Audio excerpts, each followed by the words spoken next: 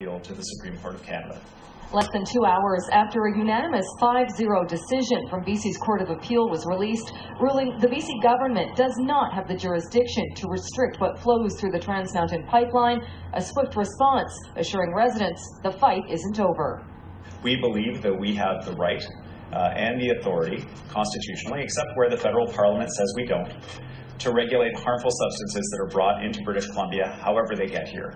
But in the 66-page ruling, the appeal court justices make it clear the pipeline project is not only a British Columbia project. The project affects the country as a whole and falls to be regulated taking into account the interests of the country as a whole. The citizens of British Columbia support Trans Mountain, the majority of them. So for them to see their government spending tax dollars to work against their own self-interest, it's a difficult place for any government to be in. The BC government has vowed to use every tool in the toolbox to fight the project. On social media, Alberta's former premier took a swing back Friday, tweeting, "Turns out BC's toolbox was more Fisher-Price than DeWalt's. This is a good day for people with toolboxes all across Canada."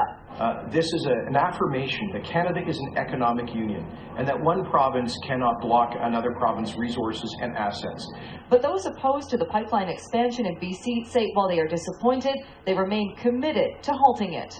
We've seen already British Columbians stand in the way of construction, and that was just pre-construction work at the terminal. So they essentially have to build something the size of a SkyTrain from Edmonton to Burnaby.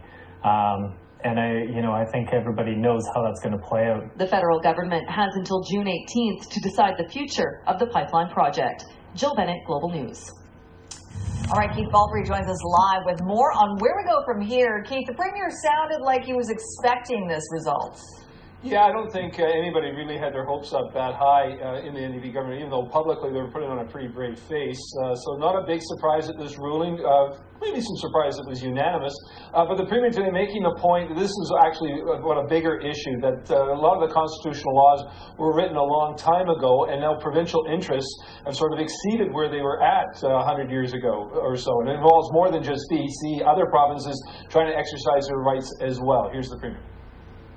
So we always knew that as we were discussing where we go with environmental issues that weren't contemplated when our Constitution was developed initially back at the terms of Confederation and most recently in the 1980s when the Constitution was repatriated, these are areas of law that need to be defined. We said all along that was probably likely a Supreme Court decision.